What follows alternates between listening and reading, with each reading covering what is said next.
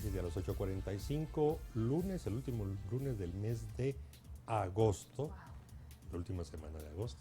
Ese wow, ¿qué significa? Perdón, bienvenida Carmina, buenas noches. Muchas gracias, Mariano, muy buenas noches. Ya me presenté yo antes, wow. Sí, así todos la audiencia de Canal Altivo escuchó ese wow. ¿Y ese wow por qué fue?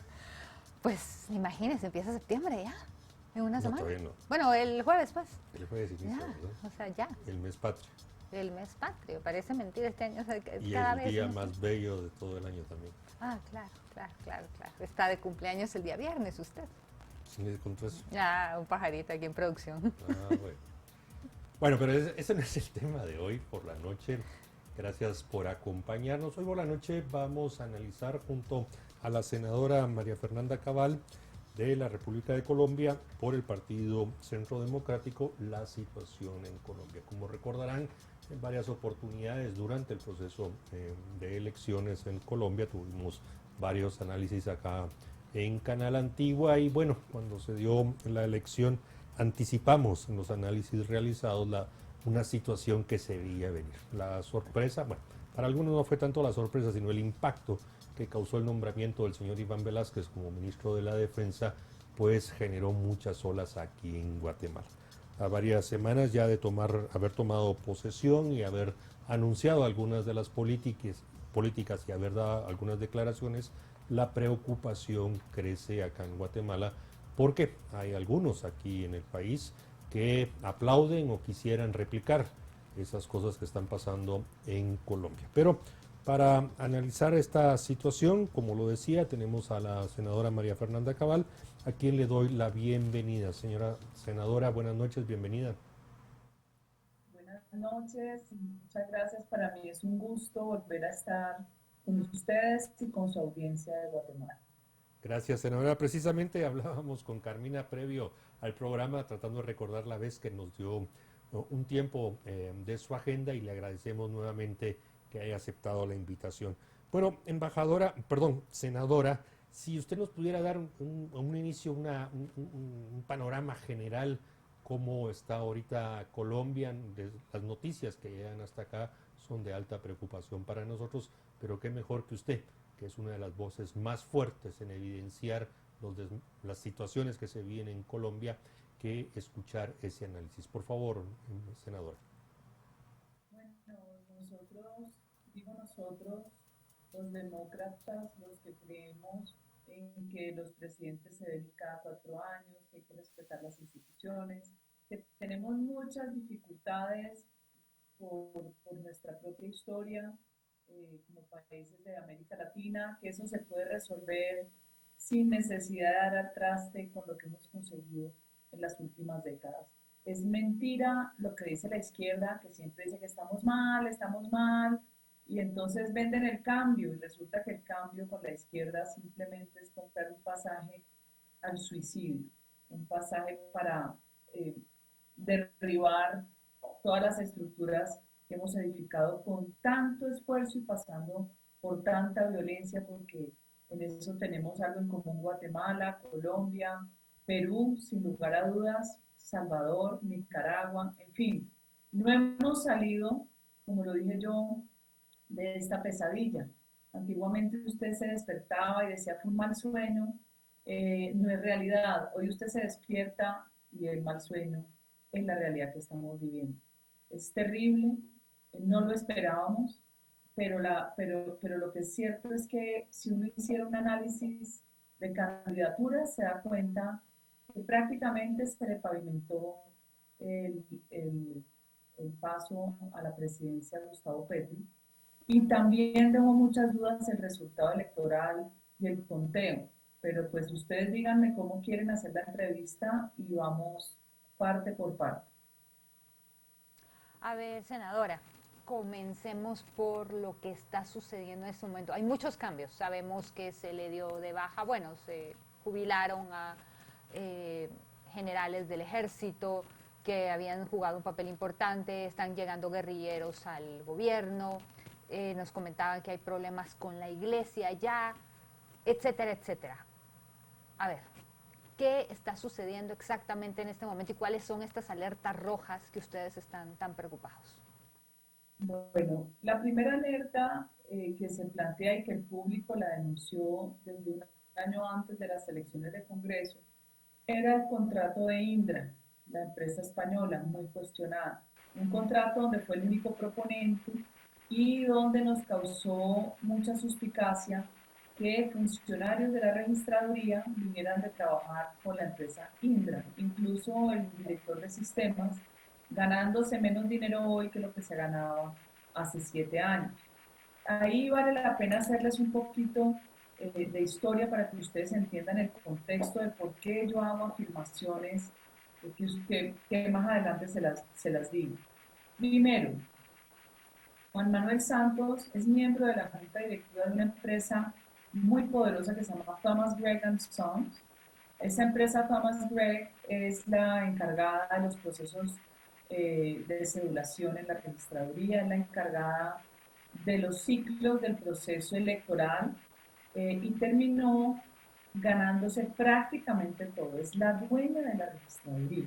O sea, nosotros los colombianos no tenemos una entidad pública que nos ofrezca transparencia, sino que es administrada por una empresa privada multimillonaria cuyos dueños y socios son amigos personales de Santos. A mi criterio son socios de Santos y seguramente esas multimillonarias licitaciones que se ganan porque nadie les compite, pienso yo, por mal pensada o por práctica o por realista, que las comparten con Santos. Hasta el 2006 Santos es miembro de esa junta directiva y cuando Santos llega al poder en el 2010, gracias al presidente Álvaro Uribe, es increíble cómo todos los negocios de la registraduría se los gana Thomas Gregg y abre sus empresas a varias para distraer, pero al final son la misma. Entonces el ciclo electoral es desde los formularios que se distribuyen en las mesas de los jurados hasta el empaque, las bolsas las producen ellos, el transporte lo hacen ellos, o sea que no hay ninguna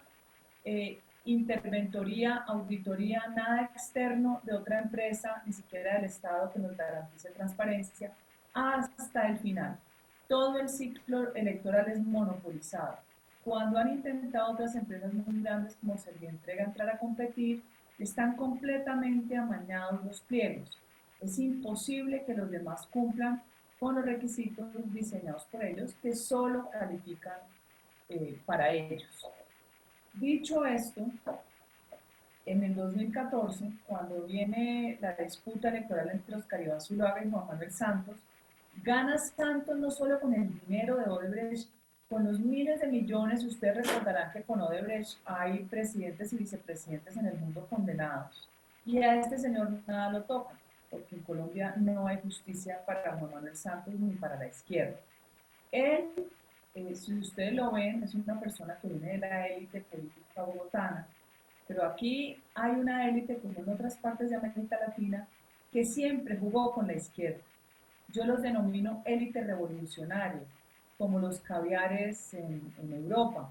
Ellos juegan con los países, ellos son los dueños de la información del Estado, los santos dueños de un periódico donde mandaba más el director del periódico El Tiempo que el mismo presidente del momento, y ese poder los hace a ellos también negociar con el país. Siempre el hermano Juan Manuel Santos, que era Enrique, muy vinculado con el grupo M19 y con las FARC, en los acuerdos de paz se veía complaciente con Tirofimo, muy amigo de los guerrilleros, Tirofimo Manuel Marulanda Vélez.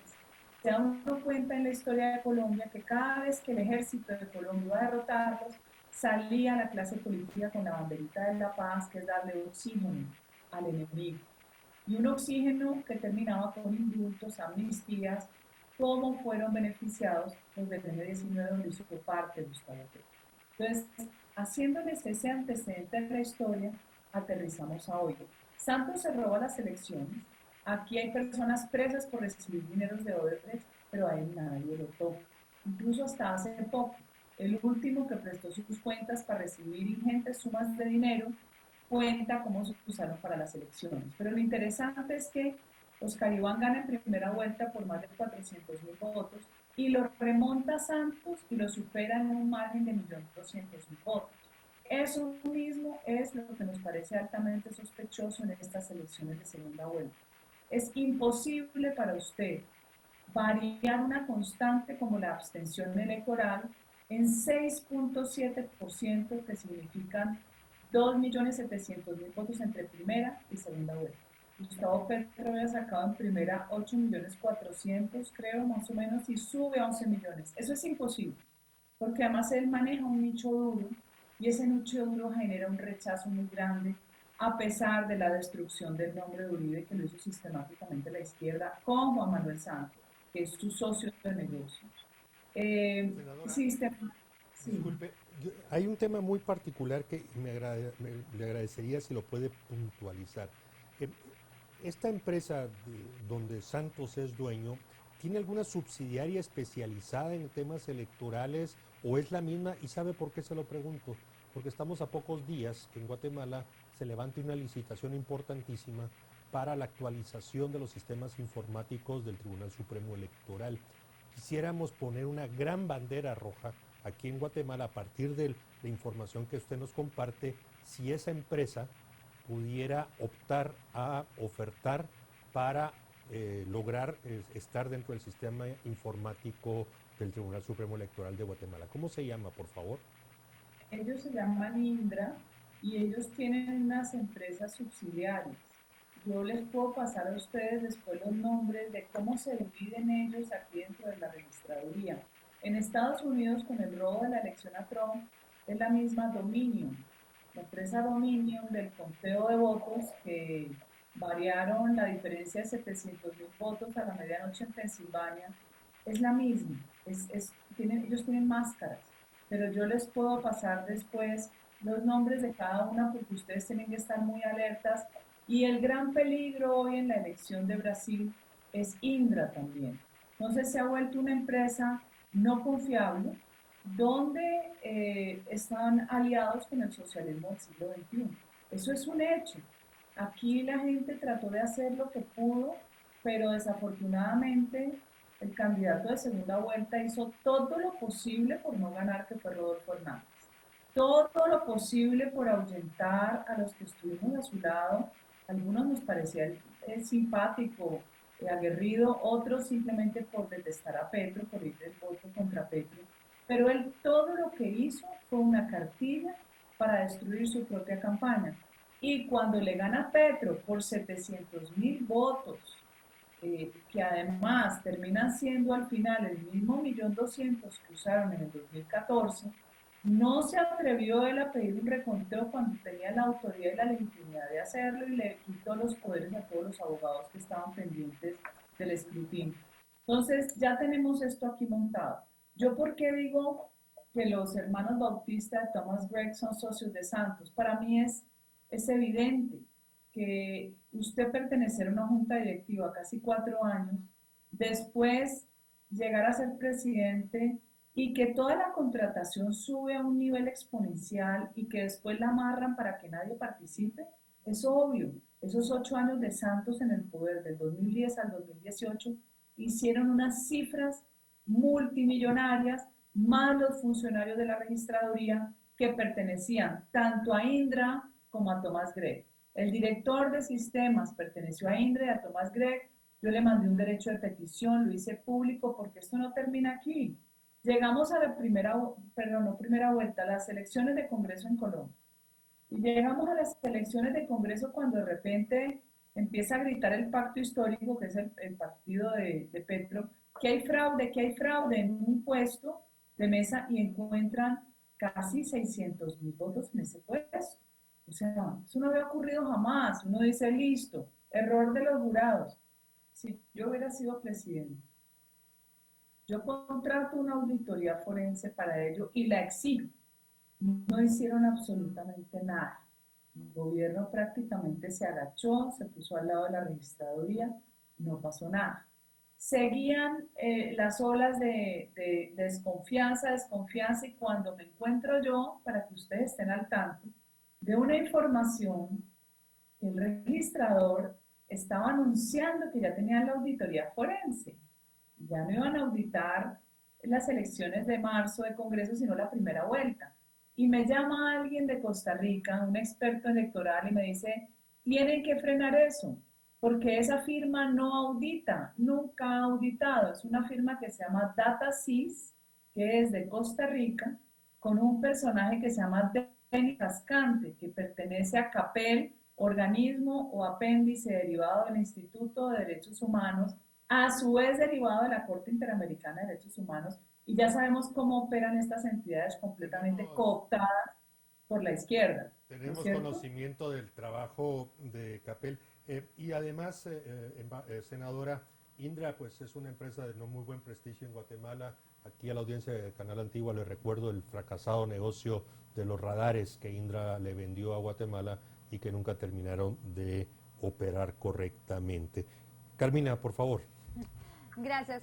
El señor Denis Cascante es de esos personajes que viajan por el mundo con las misiones de observadores electorales, que son unos grupos que parecen células cancerígenas recorriendo el mundo, porque acuérdense que la Internacional Progresista se divide en 15 grupos y uno de ellos es el de transparencia electoral, entendido dentro de la mentalidad psicópata, izquierdópata del comunista. En inversión revolucionaria pues transparencia no hay. Llegan a los países a destruir los países, a mandar informes totalmente tergiversados. Ustedes tienen que estar muy pendientes y yo les hago una propuesta desde ya, porque es que hay tantas cosas que uno el tiempo no le alcanza. Conocí a la vez que este personaje de Costa Rica me cuenta lo que es Denis Cascante y la empresa costarricense DataSys, donde él es un promotor, un lobista, siendo miembro del Tribunal Supremo Electoral de Costa Rica, habiendo sido encarcelado, entiendo que por vender información, después le archivaron la investigación, como lo que pasa en los países de nosotros, ¿no? De la noche a la mañana le incautan 15 computadores y después no pasó nada.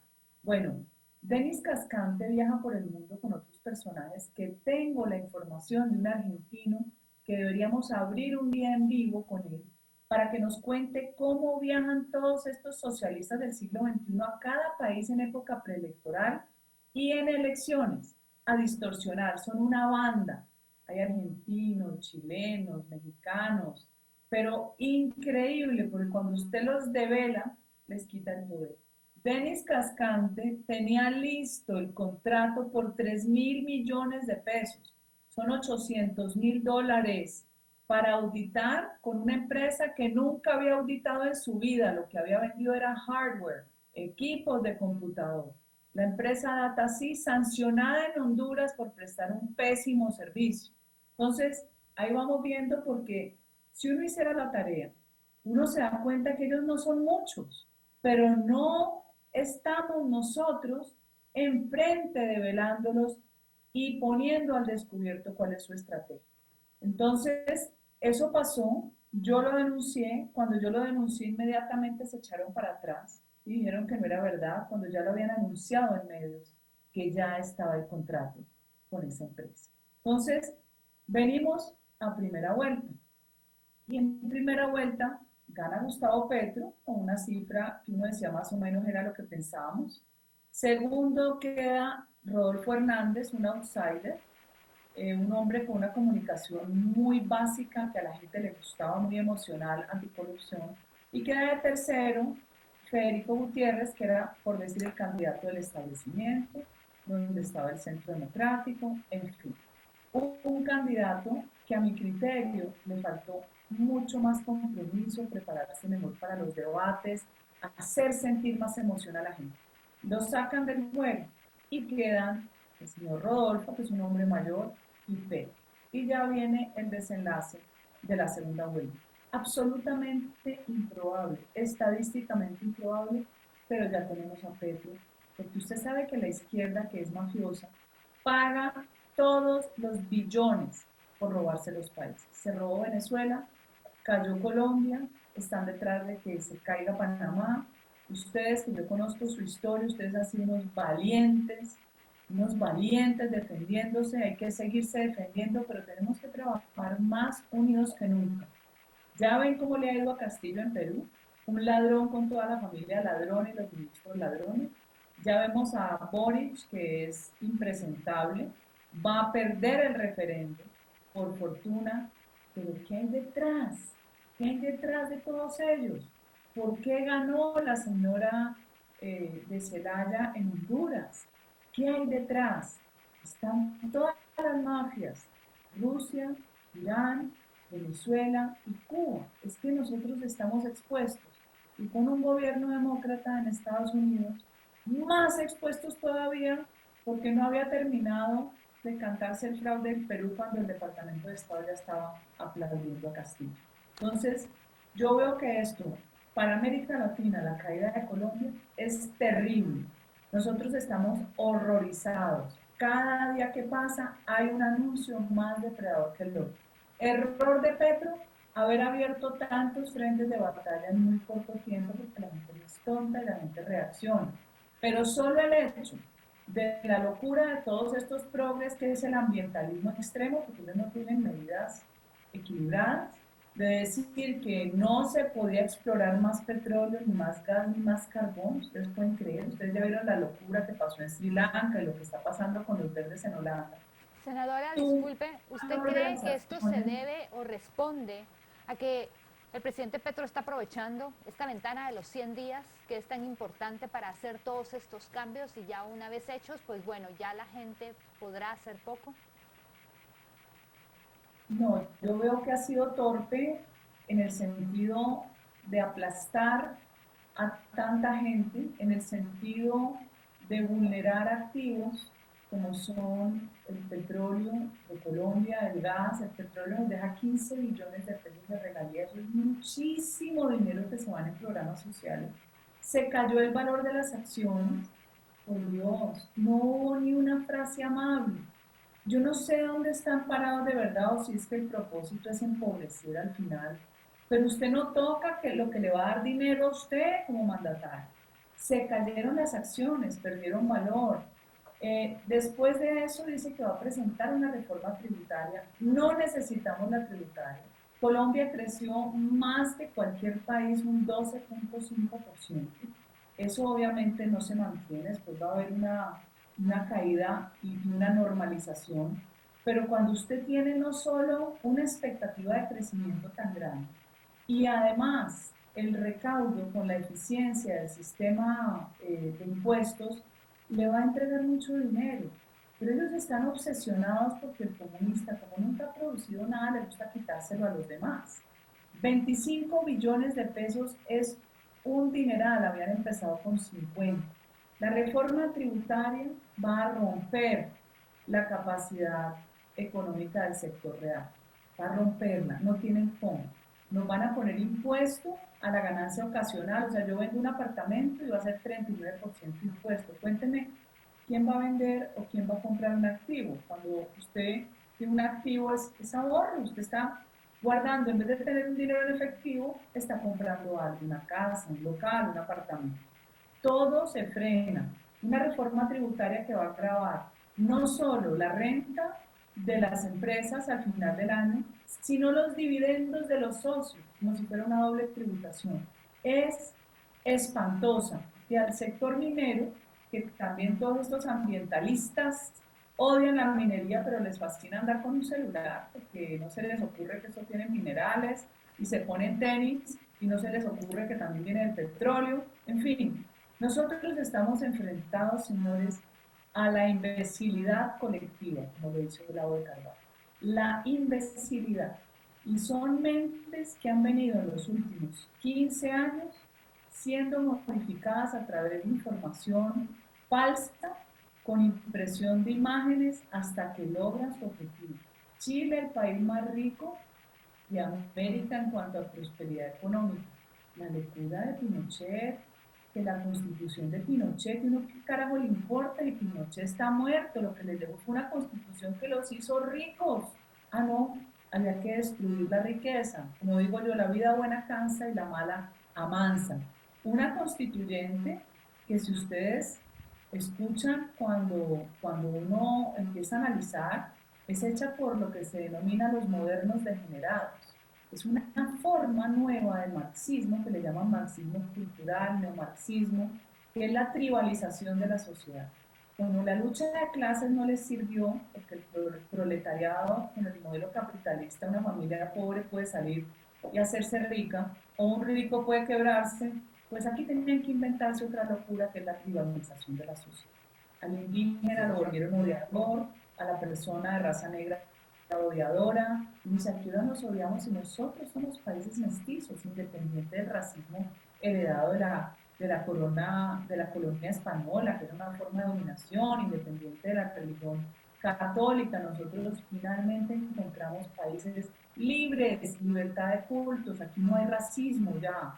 Aquí lo que es exclusión por un modelo económico que le ha faltado corrección, porque terminan siendo países cartelizados, donde los dueños son pocos y no hay libertad de mercado.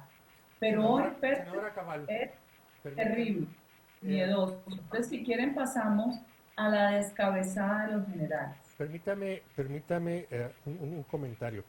Sobre todo porque usted hizo mención un tema, creo que no todos se percataron, y es que si efectivamente hay una limitación, una suspensión o cancelación de la industria de extracción del carbón, tendrá una repercusión directa en Guatemala, que importa carbón para un par de plantas de generadoras de energía eléctrica en Guatemala. Lo dejo mencionado porque ese es otro alertivo para el país. En relación precisamente a ese descabezamiento que usted, que Carmina ya le había consultado y que usted iba a empezar a desarrollar, pues bueno, sí es importante que usted nos aclare las consecuencias que está teniendo, no solo sobre la estructura y la moral del ejército, sino también de las repercusiones políticas de hacia dónde se camina Colombia en esa materia. Bueno, eh, sorpresivamente, Gustavo Petro, no sabemos si él o alguien más, no sabemos si será asesorado por cubanos, también puede ser, decide sacar en una primera instancia 52 generales, son desde brigadiero general, mayor general y general en ejército y policía. Les voy a poner el ejemplo específico de policía, que esto vale la pena analizar. Saca 6 cursos completos. De los 6 cursos solo deja uno que otro, pero los 6 básicamente los borra. 6 cursos completos de generales con una trayectoria y un nivel de perfección de su actividad que al Estado le ha costado millones de pesos esa inversión. Hacer un general que vale muchísimo dinero, sobre todo en países tan conflictivos como Colombia, donde la coca obviamente es la variable más importante, pero de ahí para abajo usted tiene toda clase de conductas delictivas porque el crimen es sistémico.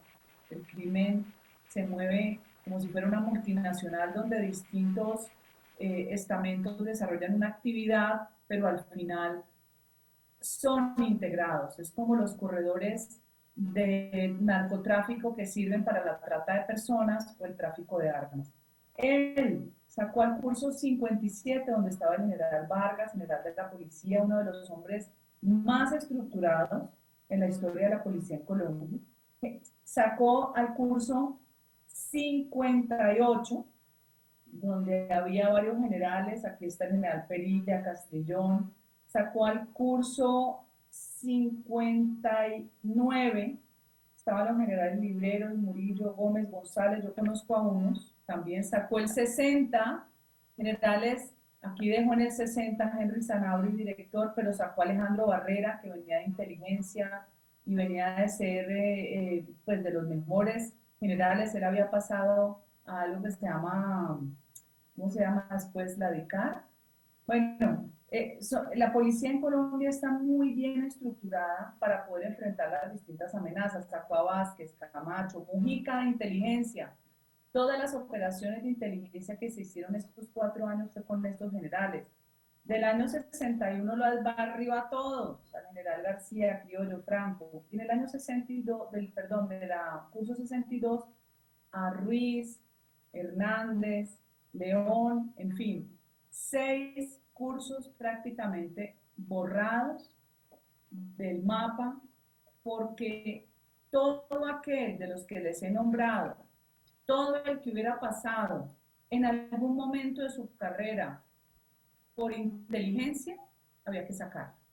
O sea que es claro que este gobierno que yo ya lo llamo régimen, empezó por descabezar la capacidad de respuesta del Estado colombiano a través de una policía muy profesionalizada que le sirve al ejército para las operaciones militares, porque la policía tiene inteligencia, el ejército también, pero la policía tiene facultades de policía judicial, como la policía de la fiscalía.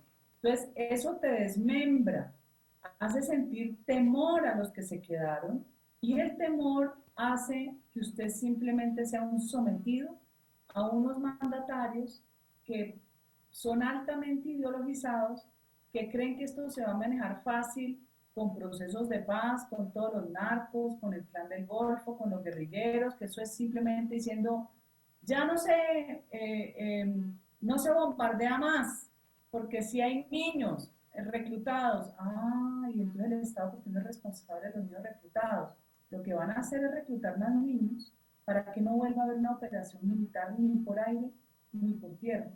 Entonces, todas estas señales, instrucciones, han llevado a la desmoralización de la fuerza pública, a la que hay que rodear y cobijar desde la sociedad civil. ¿Qué hice yo? Darles un mensaje a los 52, que después se amplió en 13 más, echaron 13 más del ejército a los 5 días, porque ellos hoy son civiles.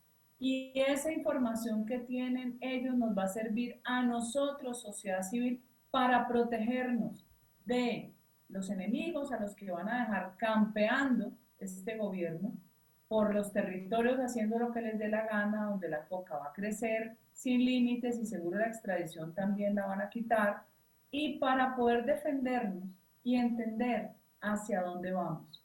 52 generales que le entregaron su vida a este país, uno no los puede desechar. Y esto no es un golpe de Estado, como dicen todos los mamertos, como les decimos en Colombia, no me acuerdo cómo les dicen ustedes en Guatemala, estos rojos rojitos, no, esto es porque hoy tenemos que unirnos todos para enfrentar al enemigo que van a dejar prácticamente a sus anchas y al mismo régimen habrá que enfrentarlo haciendo una oposición que puede incluso costarnos la vida a muchos. Senadora, en la noticia reciente, usted mencionó lo de la extradición, que quiere quitar la extradición a Estados Unidos, aunque no está claro exactamente qué va a pasar ahí. También está el tema de la legalización de las drogas. Estos dos temas son muy importantes para Estados Unidos y cualquier otro país de la región que ha tratado de hacerlo. No le ha salido bien. ¿Qué considera usted que va a suceder? ¿Cree que Estados Unidos hará presión o serán de la vista gorda? A ver, yo ahí tengo una visión mucho más amplia, porque yo creo que la coca acabó con América Latina y la coca acabó con Colombia. Y los Estados Unidos, los países ricos, Europa, eh, finalmente el esfuerzo que hacen es muy poco, mucho más Estados Unidos, que da ayuda militar, ayuda a la policía, da un aid, ¿no? Direccionado, pero nada de eso se compensa con los miles de millones que destruyen la justicia, que corrompen la fuerza pública, que compran candidaturas. Yo de verdad pienso que esto tiene que ser un diálogo mucho más abierto, porque al paso que vamos se ve que se va a legalizar la marihuana, pero resulta que varios estados de Estados Unidos la tienen legal. Ellos la venden y la venden en unos sitios muy exóticos. Entonces, los gringos se van acomodando a la economía de mercado, pues los muertos los seguimos poniendo nosotros. Uno tiene que saber este diálogo abierto hasta dónde va a llegar. Mi temor de una legalización, por ejemplo, de la cocaína, es la destrucción de la juventud y de la niñez, porque el adulto ya no se va a volver drogadicto, pero el joven y el niño es el que está mucho más expuesto. Y cuando uno compara, pues se queda uno sin saber en realidad qué hacer. Yo creo que esto vamos a tener nosotros que someterlo a un escrutinio más grande para que sea la misma gente la que decida. Si seguimos como estamos, por más eficiencia que nosotros tuviéramos habiendo corrupción, esto es inmanejable. Cuando vino el paro nacional, que fue una toma guerrillera financiada por el narcotráfico en Colombia, que ya lo habían hecho en Chile, se movieron más de 30 millones de dólares comprando gente, comprando venezolanos, migrantes, para que participaran en la destrucción de los medios de transporte, en la quema de los sitios donde está la policía, que son como unas casetas. Bueno, esto fue una guerra civil, es como si uno, como en las épocas mías me tocaba ver lo de Beirut, eran barrios en mi ciudad Cali totalmente divididos, cerrados, nadie podía salir, eso no lo hemos vivido jamás. Ahí estuvo el narcotráfico con el comunismo y ahí estuvo Juan Manuel Santos, porque se reunía a escondidas con el director del paro y no les pasaba nada. En otros países estarían investigados o presos, aquí no. O sea que ese es un tema que América Latina tiene que exigir claridad a los países consumidores porque va a acabar con las democracias de nuestros países. Como usted bien llama a ese diálogo, habrá que tenerlo, senadora.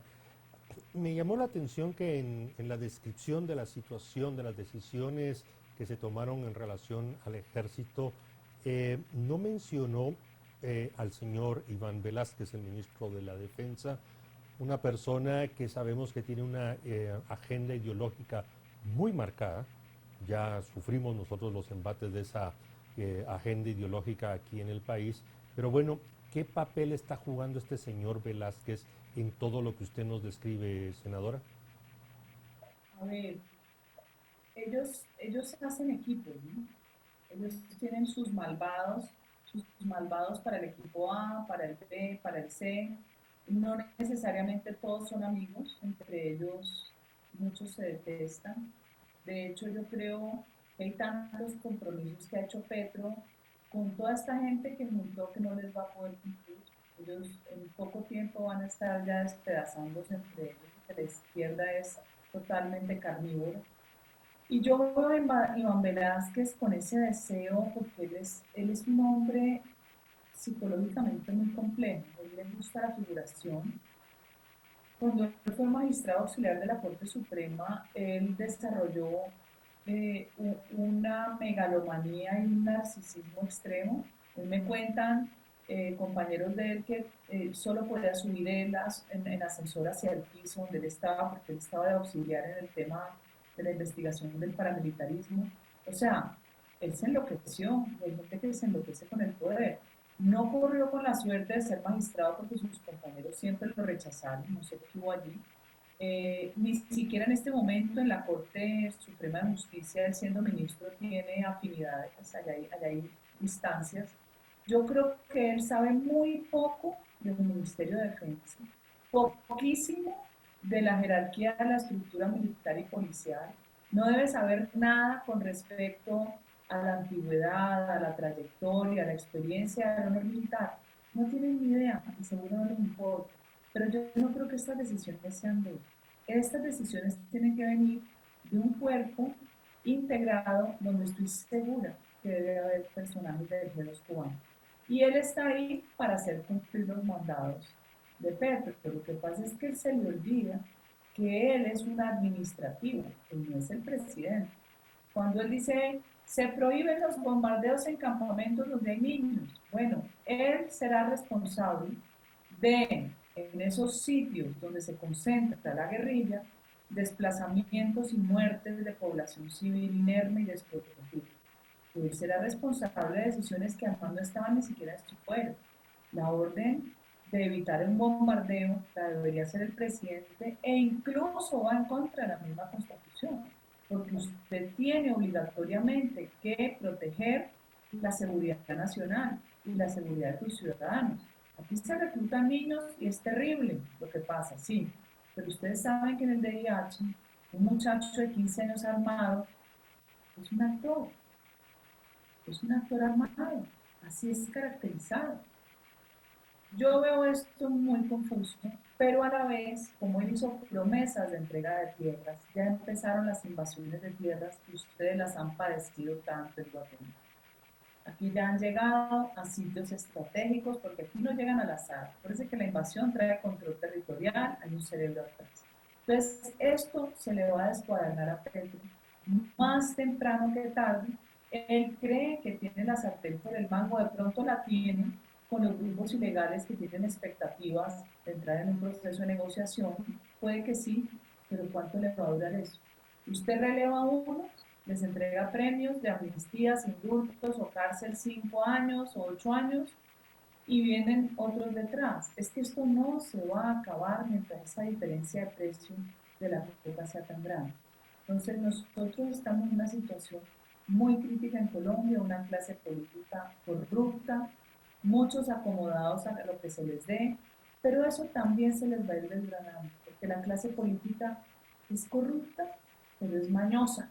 Y cuando vean que no van a sacar mucho y que la propia gente los empieza a rechazar, como ya ha pasado al Partido Conservador, que es lo más absurdo que se alineara con Petro, pues ahí van a empezar también algunos a salírsele del rey.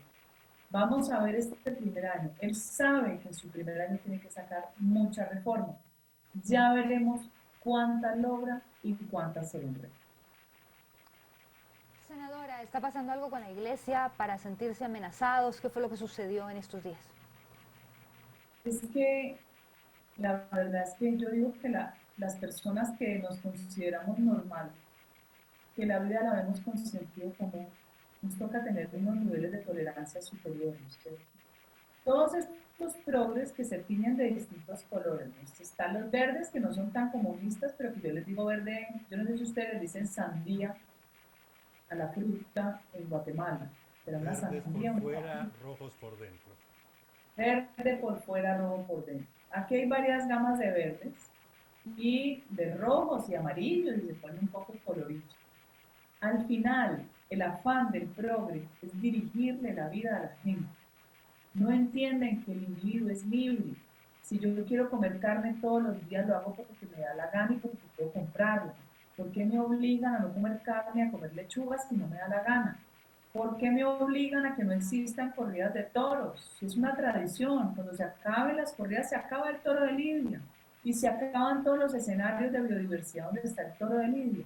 Pero esos mismos, que además les da angustia con el toro o con un pez, porque aquí la Corte Constitucional ha llegado al ridículo de prohibir la pesca deportiva porque el pez puede ser un ser sintiente. Entonces obligan a las comunidades raizales, en su mayoría en el Pacífico, de raza negra, comunidades locales que tienen la pesca deportiva con el turismo a sembrar coco, ¿no? Porque ¿qué más? Se van a morir de hambre. Y el bebé de 24 semanas, ese no importa, ese no importa. Entonces la degradación del ser humano como ser racional, como un ser que tiene capacidad de construir y de administrar los recursos naturales. Es una estrategia también de todos estos psicópatas. Entonces, todo está por encima, la naturaleza por encima, el medio ambiente y el ser humano debajo.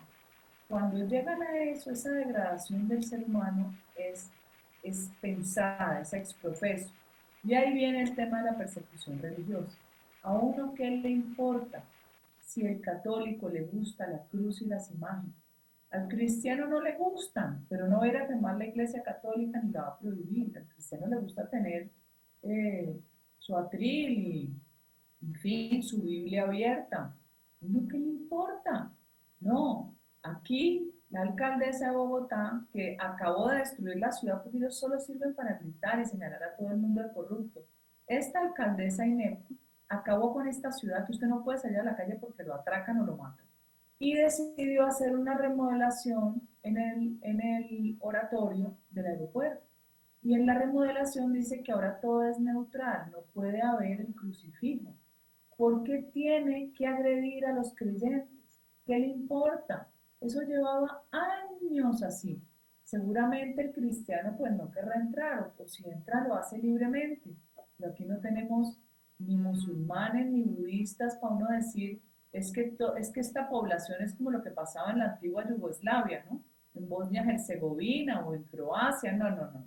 Nosotros todos somos muy parecidos, pero la mente tiene una capacidad autodestructiva muy grande y es a lo que nos han llevado. Estamos en esa pelea porque creemos que se le debe devolver al oratorio su crucifijo. No puede ser que ahora la alcaldesa diga que no, que porque todo es neutral. Esa es una excusa para igualarnos por lo bajo. Esa es una excusa ruin de inclusión. Y al final en la inclusión solo incluyen a los que a ellos les da la gana, o por el color de la piel, o por alguna discapacidad, y no por la capacidad de cada uno. Y ahí nos van llevando hasta la destrucción de la sociedad. Nada más vean los ministros de Petro. Los ministros de Petro son totalmente incompetentes, ideologizados. La de Minas odia la minería. La de Medio Ambiente, si pudiera obligar a que dejáramos de respirar, lo haría. La de Cultura, esa señora se quedó en los años 60 con los nadaístas. No, no, no, no. Esto es una cosa de verdad que uno no sabe si es que lo hacen a propósito para burlarse de la gente que entiende cómo es el modelo de desarrollo que saca a un país de la pobreza. Senadora María Fernanda Cabal, senadora de la República de Colombia por el Partido Centro Democrático, muchas gracias por haber atendido la invitación de Canal Antigua. Agradecemos también la forma en que se expresó clara, directa y haber levantado esas banderas rojas. En particular nos preocupa el tema del Tribunal del Software para conteo y transmisión de datos en un evento electoral. Creo que ahí le agradeceremos mucho si usted comparte con Guatemala la información que pueda tener y evitar que algo similar suceda aquí en el país. Así que muy amable, senadora. Y mucha suerte con lo que se avecina para Colombia. Y quedamos pendientes de las misiones de observación electoral. Hagamos ese trabajo. Perfecto, lo haremos conjuntamente. Gracias, senadora. Buenas noches. Muchas gracias. Saludos Buenas hasta noches. Colombia. Bien, Carmina, terminamos el análisis. ¿Qué dices? Bueno, duro ver estas radiografías de América Latina, ¿no? Sí, así es. Bien, les agradecemos que nos hayan acompañado esta noche. Los invitamos a que continúen con Canal Antigua y el próximo miércoles, si todo va bien y producción termina de trabajar, habrá un tema que muy probablemente le va a llamar muchísimo la atención. Así que los esperamos junto a Carmina el próximo miércoles. Muy buenas noches.